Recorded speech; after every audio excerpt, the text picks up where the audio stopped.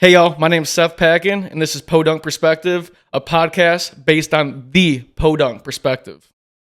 Podunk Perspective, we're back with my man Chris Andreucci. Andreucci, you nailed it. Perfect, awesome. So Chris has got some new music coming out, but before we dive into that, Chris, tell us where you're from and how you got into music.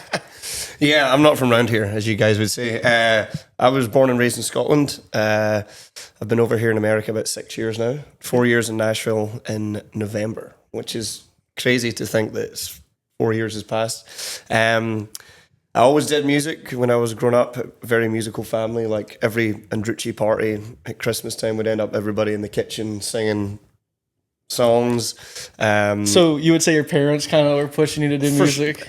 Yes and no. Like they always wanted me to, like, they made me do all the lessons, like guitar lessons and singing lessons. And then when I actually made the decision to do it, my dad was all for it. He's like, yeah, man, like, go and do music. And my mum was like, yeah, you just gave up a pretty good job to chase, like, a dream that's not guaranteed. Right. But, you know, after the 4 years, my parents have been, like, my biggest supporters, and I'm very grateful for them.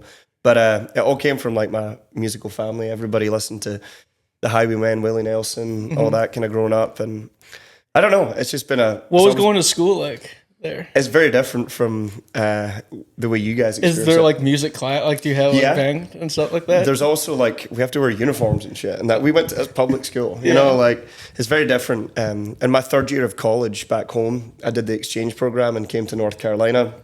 So I was fortunate enough to get kind of both cultures and both experiences. Yeah, so you kind of got a feel before. Well, that was where I kind of fell back in love with like country music and the South.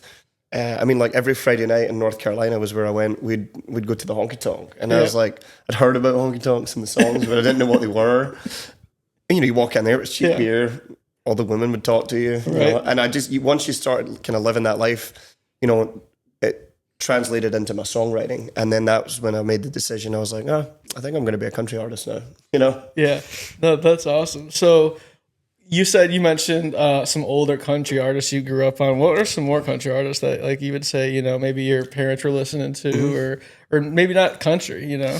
I mean, when I think about my childhood, like the soundtrack is Born to Run by Bruce Springsteen. And my dad and I would like always listen to that. Yeah. And then randomly like Meatloaf, you know, like the Bad Out of Hell album. And then obviously Tracy Lawrence has played a big part in my country music you know, education and experience. I don't know, I just loved his voice and his tone, and I think it still stands true today against all country music that's out there right now. Yeah.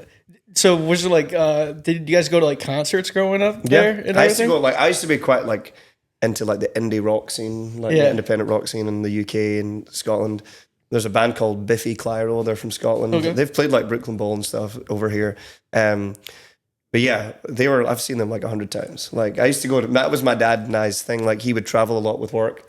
So that was kind of what we bonded over: football, soccer, and any live music, you know. That's cool. So are like music venues different in Scotland than here?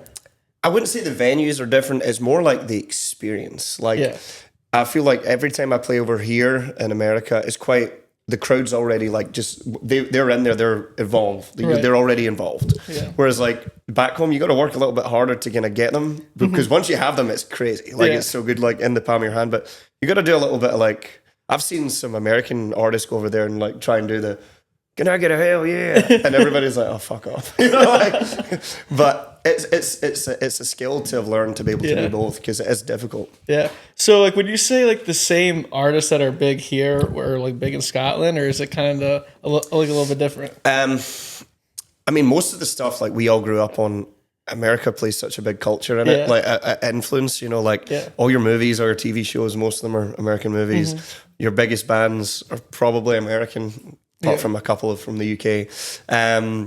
So yeah, like right now, country's so big in the UK. Like when I first started doing country over there, people were like, what's this weirdo doing? Like, why is he doing country music? There was like a stigma around it in the UK. But now in the whole of Europe, it's massive. So yeah, Morgan Wallen's still like number one. Yeah. Riley Green's, everybody's selling. What about Zach Bryan? Is he big over there? He's huge. He just played at Hyde Park in London. All my mates went, and I think there was like 40 or 50,000 people there. Like it was huge. I'm not I mean, I'm not knocking his stuff. It's not my style of country, but it's huge over there. Like, and anytime we're playing here and British people walk in the bar, they're like, "Can you play some Zach Bryan?" And I'm like, "All right, we'll do it." No, that's so funny. So you mentioned something about like you and your dad, we'd go to like sports and stuff. Did you play sports growing up? Yeah, I played a lot, but I was never a jack of all trades, but not really good enough to do anything. Go to college and play. I did played soccer, rugby, and I love golf. I still play golf. That was the only one that I continue to play. Yeah. Still not that good, but. So what was the big push that made you, come to Nashville? I was, after university, I was working in Georgia, in a place called Canton, Georgia. Yeah. And it's like, I don't know, like anytime you mention Canton, Georgia to someone from Georgia, they're like, oh. So like, I just get told to be there. It was like a job. I was in sales. Yeah. And don't get me wrong, like I really appreciate the American work ethic. Mm-hmm. Like you guys are like, if you're in a desk job, like you're there at 7 a.m. to like 5 or 7 to 6 p.m., And I was like, cool, like this is my new life. Like not much going on here. Can't go for a beer. Like the only beer I could go to on a Friday night was like Longhorn Steakhouse. So that sums up the town. But I was going there, a couple of months in and sitting at my desk every day, and I looked at the boss man and I was like, I was 21 or 28 years old, and I was like, I can't do this for 40 more years. So it was only 3.5, 4 hours to Nashville. I'd never been, so I started driving up there every 2 or 3 weekends out of the month. And what I realized was how many people were, surviving and not looking like they were like starving musicians. I was like, played a couple of rounds and got speaking to people, and they were like, yeah, man, you can make a living here and feel pretty good. And I went back a couple more times, and then eventually I called my dad. I said, I think I'm going to put my 2 weeks in and do this thing. And he was like, hell yeah. But as I said earlier, my mom was kind of like more skeptical, but she's just doing what mothers do, Yeah. Oh, that's so cool. So you moved here during COVID then? Yeah. So I started visiting Nashville when I lived in Georgia, like just before COVID, 2019. And then long story short, I'd made the decision to leave that job, and then COVID hit. So I had to live home for like a year, Scotland.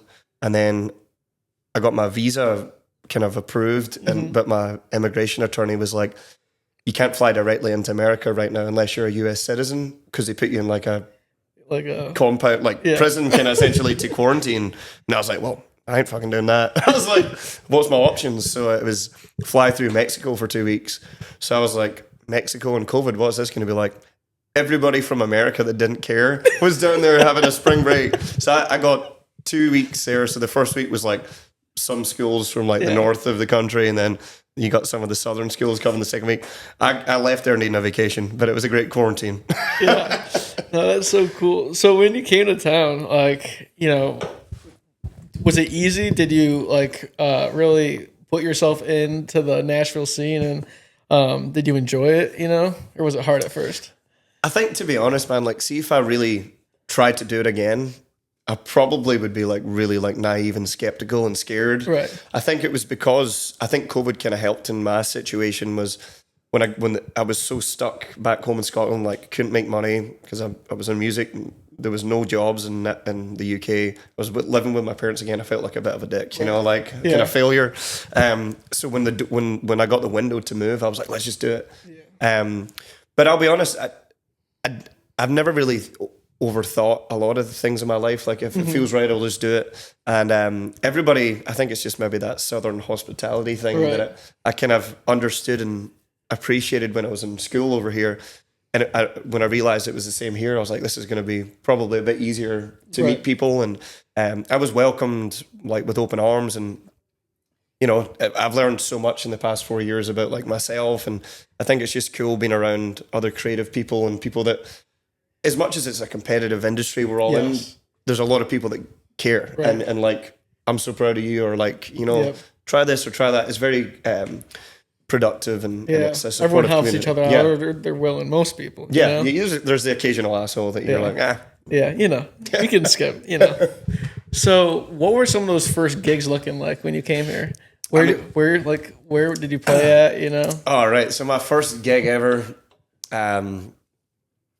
well, obviously, Riders Round was a Commodore Grill. I mean, everybody's played over there below the Holiday Inn or something. Terrible. I mean, I was like, why would you ever move to Nashville who told you to move to Nashville if you're that bad? I'm not been in Nashville. Like, I was like, whoa. And I was like, okay, I'm a bit better than those people, but I didn't know where like the next stage was. Yeah. But I started to become broke because like I didn't have a regular gig in this. I didn't have any job. So I managed to find an Irish bar out by like close to the airport called the Lost Paddy. Yep, I know exactly what you're talking about, bro. It's so good. Bro, I love that place. Best Guinness in town, and the food is so good. Yep. But it's right next to like a Waffle House and like a sketchy hotel. But the guy Mihal that owns it, I went over there one day to drink, and he's like, "What are you doing here?" I was like, "Oh, I'm trying to, find a way to make money." He's like, "Do you want to play here every Wednesday?" So I did Wednesday nights there. Played to like 3 people, like at the most on a good Wednesday night. No tips. He would pay me like $100 and give me some food. And I was like, I made it, man. And then I would play on a Saturday morning at Dock Holidays down on 2nd Avenue. And I did that for a good year. And then I kind of got lucky, right place, right time with the Losers thing. And it's been about 2 years since I've been a regular kind of staple artist there, which has been cool. But yeah, I mean, it's quite hard to imagine like where you ended up when you first just showed up with a guitar in a bag. Like I think that's the cool thing about Nashville. There's no like right or wrong way to do it. And like one day you're like, oh my God, I've not made any progress in like in a couple of months, and then some random shit will happen and you're like, whoa, we're back to it, Yeah, no, well, Losers is one of my favorite bars in town. Agreed. Like, swear to God. I've seen you frequent it a few times, man. A few times.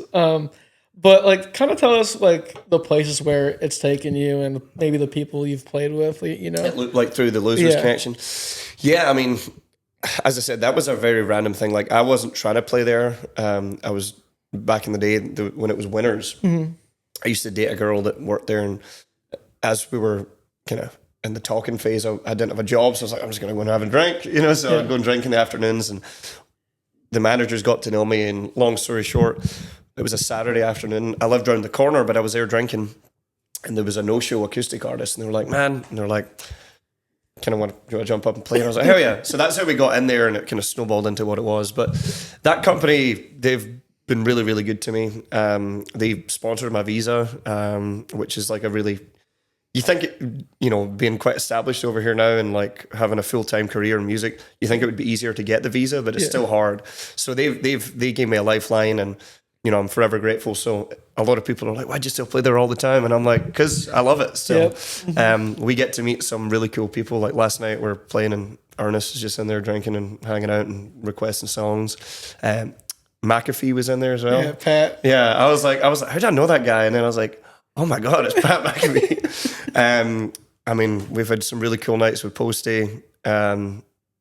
Very drunk, and I don't smoke cigarettes that much anymore, but I felt like I needed to with him on my throat the next day. I was like, I think I need to call out. Yeah. How's Post? He seems like a good guy. Like, there's a lot of people you meet in this town that you're like, you think there's a little bit of a front to them, like, or it's a bit of a show. Hands down, the most genuine person I've ever met. I mean, and you've heard that from multiple people that have met him. Every time you meet somebody that's met him, they say the same thing. He just cared. Like, he just wanted to, like, hey, what's up? What's your deal? And you just felt completely normal. Yeah, no, it's cool. I went to his like Bud Light show he had like a year ago or something like that. And is that the one at Marathon? Yeah. And after he got done, this was my first time I witnessed at like a Nashville show that I was like, oh, LA is here, man. Yeah. And there were people clawing at the front row just trying to, because he was walking, and so when he was pushing the security guards off, he made sure he could sign and take pictures with everyone. It was wild. It was crazy cool. Yeah, I think he's just one of those unique people that, like, every time I've met him, I come home and I'm like, I aspire to be a little bit more like friendly like that. It's hard to be. That's one thing I've kind of struggled with. And obviously I'm nowhere near the fame of Post Malone, but it's just constantly trying to be that, like, the smiley, happy guy that you're on stage. Because think about it, your stage set on a normal gig's 90 minutes, right? Yeah. And it's pretty easy to, wherever you have a couple drinks or do whatever you do, go out there, rock and roll, and then, like, say hi to some folks and head out. Right. But like, not every gig you're gonna feel like that. Yeah. You know, some days you're gonna be like, I'm tired, or and it says a lot about your character. You know, if you could, push that aside and just put a smile on your face. And so that's kind of where I've been like really working on myself, is like just trying to be that positive person all the time, because people deserve it. You know, like, and these people that want to come up and say hey and have a picture or grab you a beer, it's like they don't know what you're going through, and vice versa. So you just want to try and help everybody out. So no, that's so cool. So, what are some gigs you played that you were like, holy cow, like this is a really cool gig? The one I did last year, I played in every December back in Scotland, and I do a gig in Glasgow. And it started out, it was like we would do like 200-300 cap venue, and we were getting close to selling out, but this is maybe 3 years ago. We sold it out 2 years, like not December, the December before. And as we were booking for this past year, I was like, there's like crazy demand. And I was like, I'm quite scared, because the next jump up for venue capacity size was like almost over double. Yeah. So it was like 700 cap. And I was like, we'll just do it. But it's a kind of awkward time of year, just after, we do it on the 28th. So just after Christmas, in between New Year. So I was like, let's just do it. Let's bite the bullet. Let's see what happens. It sold out with like a month to go. Yeah. That was the coolest thing ever, because my whole life's uprooted and moved here. You know what I mean? So it's still cool to see people that are like the OG fans that were like there when I was in a rock band when I was like 16, 17. They're there. And the fact that the whole country scene's so popular now, and like the merchandise, like the cool hats and stuff, we do all the merch over there. And it's just cool to see people like singing your songs. Like I put a song out that had only been out for like a month, and there's people singing along. Yeah. I think that was probably quite a special one, because I'm always reminded, like every time I go back and do that gig, I'm like, all right, actually I'm making progress, because there's so much going on in Nashville. Everybody's popping off here. Right. And, sometimes you feel like you're getting left behind. Well, you have a whole country in your corner. I know, literally everybody's like, people are wearing whiskey jam hats in the crowd. I'm like, where the fuck did you get that? Like, they don't sell them over here. But that's always a special gig. Last year was awesome. We're doing it again this year on the 28th. So I'm stoked for that. Yeah, so you've been out to Vegas a few times and played? Yeah, we fly out tomorrow morning. We're going like really early, like 6 a.m. What's that look like? We play Thursday, Friday, Saturday, and then fly back early Sunday morning. Mm-hmm. We're playing over at Doghouse in Resorts World. I've only done Vegas a couple of times. The last time I was there, I was with Low Skinny, and I swore I was never going to go back. Not because of Low Skinny, but we did. It was over NFR like 2 years ago, the rodeo. Yep. I mean, it's a great time. I mean, it's just fucking Texas and Vegas. And like, the people that Skinny knows and stuff. I mean, he knows a lot of like random people that like you have the funnest nights ever. There was one night we were with Sritan, Cowboy Sritan. Mm-hmm. Like apps, like I think we were on mushrooms. Like everybody was just like out their face. It was hilarious, and people were coming up asking for pictures with Cowboy and then asking who the hell we were. And I was like, yeah, he's our friend. That's so funny. But we did 14 nights there, and it was, I don't know, by like, I mean, I don't, you know me, I like to have a drink and have a good time. I don't really do half measures, like when I'm all in, I'm all in. And by like day, I don't know, a weekend, I looked at Skinny during the gig one night, and I was like, I don't know, I genuinely don't know if I'm going to make this. And we had a great time. I love Vegas, but 2 weeks is too long. So when we got the call to go out for 3 nights, I was like, sign me up. So no, especially I went out there with Lucchese this past year, and it's like, by that 5th day or whatever, you're like, you feel like you're in a simulation, Well, Vegas is so like that. It's like if you didn't want to go and get fresh air, you could genuinely be inside every day, right? For forever. It's so I can imagine, because it takes forever to find a way to get outside. So, and then they pump like oxygen through there, and it's like trying to keep getting there. Was that Cowboy Christmas you did? Yeah, mm-hmm. Yeah. I went there a couple of times. I get decked out head to toe in like proper Texas shit. Like I dress pretty normal, but Texas is a different style, Yeah, no, 100%. So you got some new music that's on the way, but you just put out 2 songs this year. Mm-hmm. What are the songs? Call Her Cowboy and Call Her Cowboy was last year, so it was Damn Broke and Lonely. Yeah. So tell us about those songs. So I started working with a new producer at the end of last year, Seth Michael. Yeah. I don't know. I've worked with a lot of producers in this town, and you know, they've done a great job on the stuff, but he was the first one that just kind of got it. Like I'll text him like, here's like the day of acoustic, you know, work tape. This is where I kind of think I'd like it to sound. And he would just like come back and like voice message me like a melody. And he's like, I'm like, he just gets it. So we started working together, and I signed a management deal and got an investor. So like, it's been pretty good to be able to put out a lot more music, like, because half the battle is the restriction, the financial restriction, if you don't have the money. So we're doing a lot of new stuff this year. So those 2 singles came out. We were in the studio on yesterday. We tracked 2 new ones. So there's going to be an EP coming out in August. One more single, and then a 6-song EP. It's called, am I allowed to say it? I don't know if I'm allowed to say it. The title is One Night Rodeo. Okay. Love it. Yeah. Let's go. We got a few weeks till this comes out, but you know, it'll be. Yeah, we're getting close. Yeah. No, that's awesome. So are you pumped for it? Like, I'm excited. I feel like this is the first like real body of work that I'm like very me, you know, and I think it takes you a while in Nashville to kind of, you know, get your chops up. And I thought I was a decent writer, but like I look back at some of the stuff you do when you first come here and you're like, ooh. Yeah. But this is like, it's the most authentic project I've done. It's raw, it's real. It's about, you know, having someone in your life and them leaving, and then you thinking it's the best thing ever. Then you're like, oh, I kind of miss them, but you don't. You know, it's that whole battle, the to and fro, and I just wanted to put a catchy music out there that I'm proud of, and I think everybody's gonna like it. There's some really cool new songs coming out. Who are some of the writers on this project with you? Cody Bradley, Brock Butler. Who else we got on it? Seth Michael, Bryce Malden, Kim Penn's over at Lady Luck. So there's quite a few people. You know, I like to, you know, there's the stigma of like, oh, you got to write with like the big names for like anything to happen in this town. And, you know, I've written a lot of great songs with some bigger names, but it's like, I still believe the people that write the songs that feel the most good to me are the people that I just like. Do you write with those guys a lot, or do you have like some other guys that, you know? I try and use similar people that I like, you know, like Nate Canyon and I write like, I've never written a bad song with that guy. And I'm not just being like pretentious, you know, like I genuinely believe like if they got pitched to the right person, that could go number one. Absolutely. He's one of my favorite talents in this town. And props to him for, you know, turning everything around and doing a good job.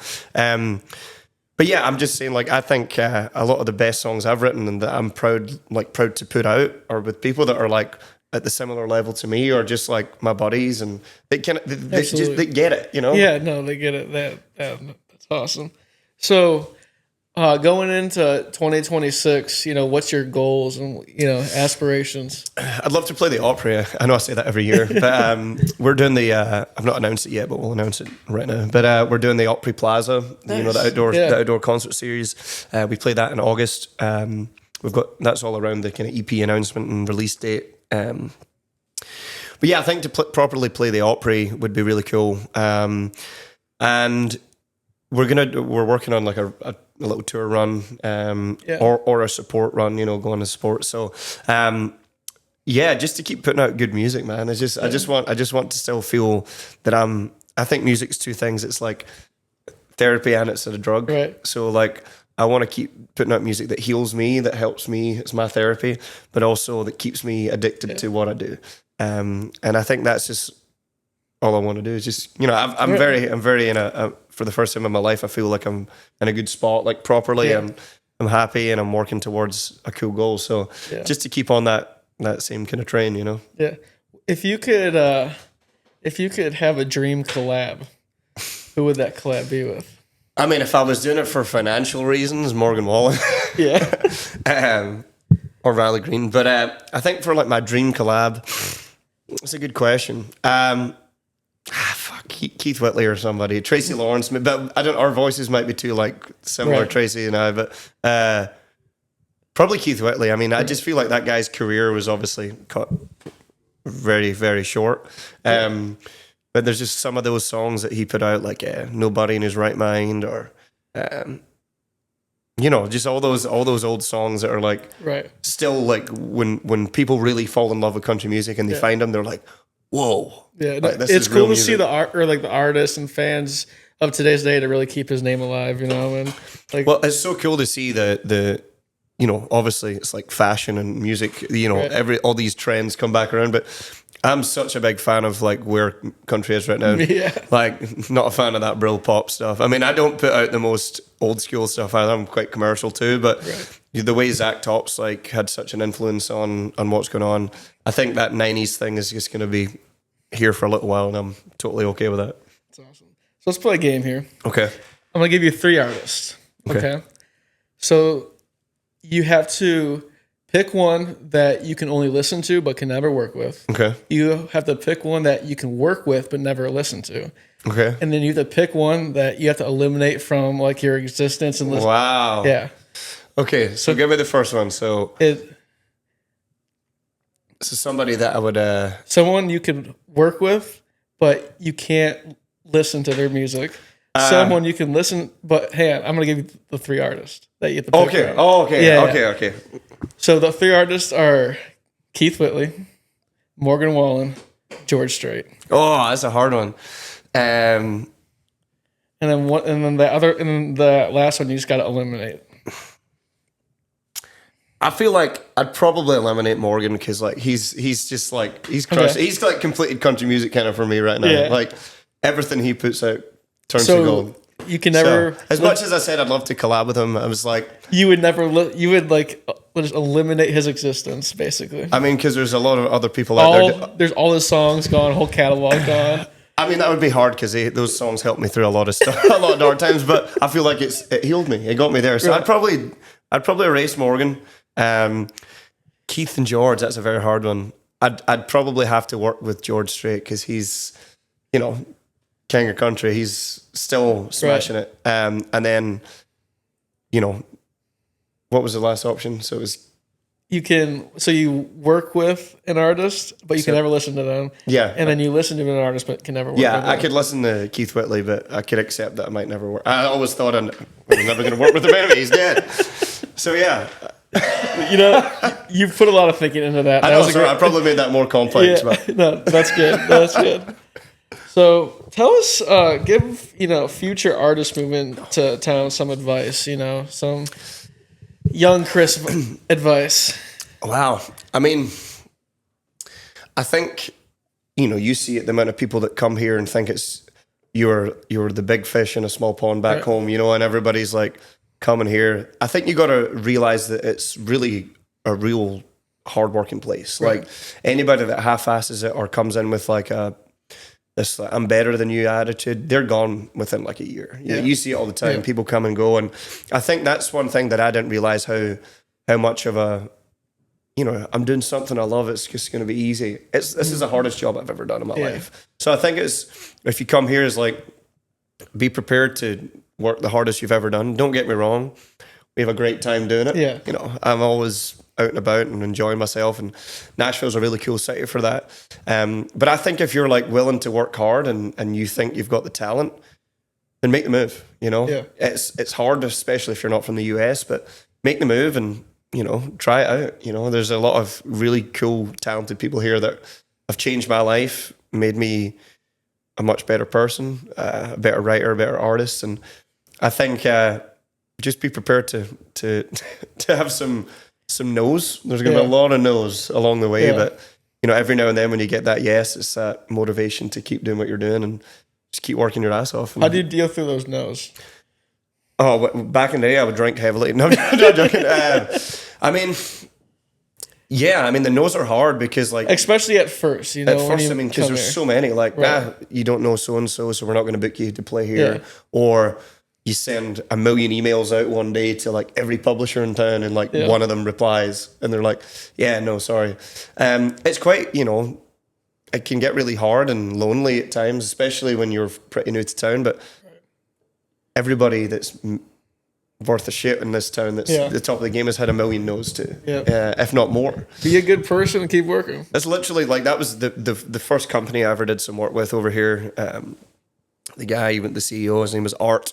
And he said, just be a good hangman And I remember my dad and I were out here. I was recording, and my dad came with me.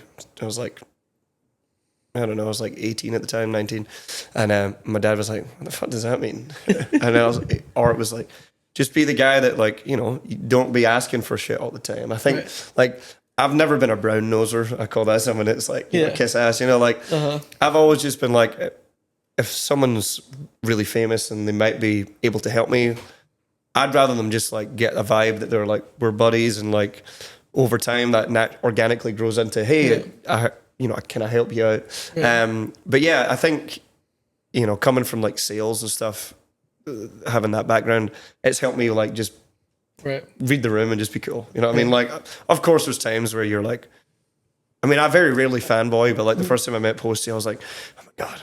That's the first time I've ever posted a picture with anybody famous. I got a picture. And there's a lot of people that walk through. I got into trouble. I got told off for it. Really? Yeah, because it was at work, but it's all good. But yeah, man, it's been an interesting journey from like when I first got here to sitting here now. So I'm gonna give you the tough question. What would you have done differently? What would I have done differently?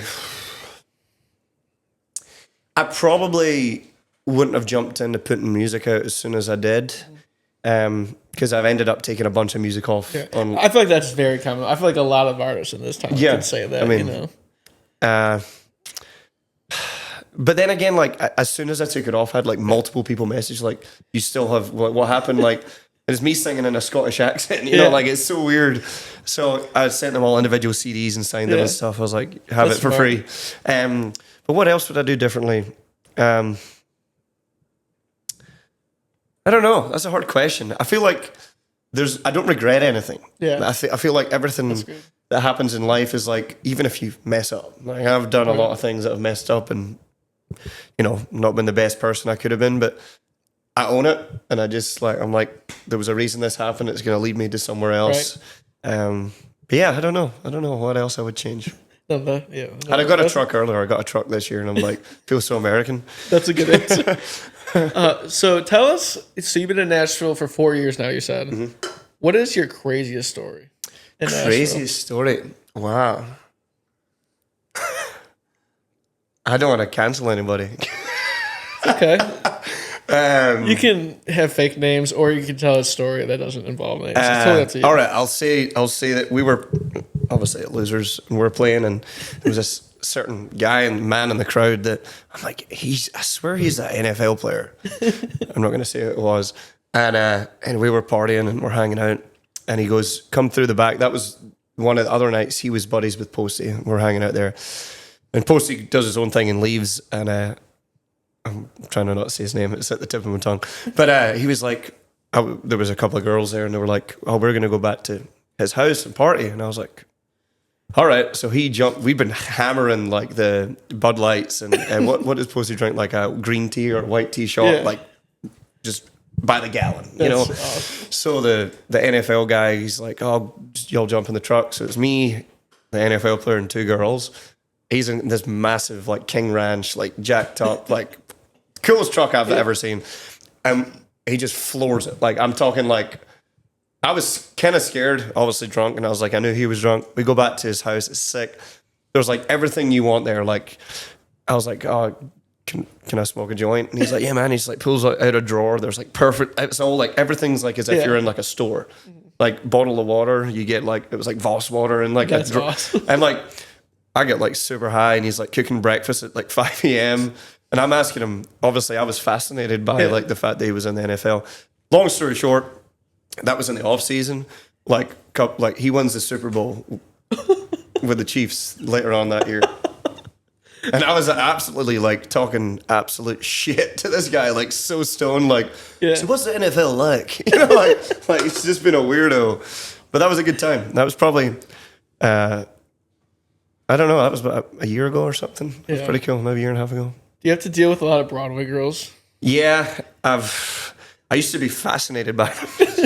It caused a lot of issues in my old relationship. But yeah, you kind of learn how to deal with them. But initially I was like, oh, scared to say no. And like, like for song requests and stuff. Yeah. I've always been bad at saying no for the other things. But Yeah, I mean, they all come in. Once you kind of understand them, it's the same thing, same songs. Right. Oh my God, you didn't play Morgan Wallen. I'm like, yeah, for a reason I didn't want to play it anymore. You know how, like, because I've heard it before by other. Yeah, absolutely. Actually, good boy, right here. Shout out to John. John, help me get a sponsorship, please. Also, if you want to be on the pod, let me know. That'd be hilarious if John came on, man. You partied with him? We're trying. This Skinny introduced me to him one time at Losers or whatever, and he's such a cool guy. You know, it's so funny because we were sitting in the back one time of Losers, and we had our group at like one high top, and then John had his people at another high top, and this guy was probably 45 years old. He was going to the bathroom, and he saw John because he'd kind of look in there, and this guy runs over, right, and he's like, John Daly, can I buy you a drink, man? I'm a huge fan. Blah, blah, blah, blah. I'm like, bro. Like, vomit. I just heard it in the back, and I'm like, if John slaps this guy, go ahead. Like, do it. Like, he deserves it, you know? And, like, John was like, no, man, I don't need a drink. And he pulls a good boy out of his full bucket he had in front of him. He's like, here, man, I think you need a drink. Yeah, calm yourself down there, buddy. No, it was awesome. But, yeah, John seems like a great dude. Hell yeah. He's a great guy. Every time we get invited to play golf out at the old hick, yeah, I'm always busy, and I'm like, that was like, if I could tell my buddies back home that I played around with John Daly, I'd be like the king. Right? Yeah.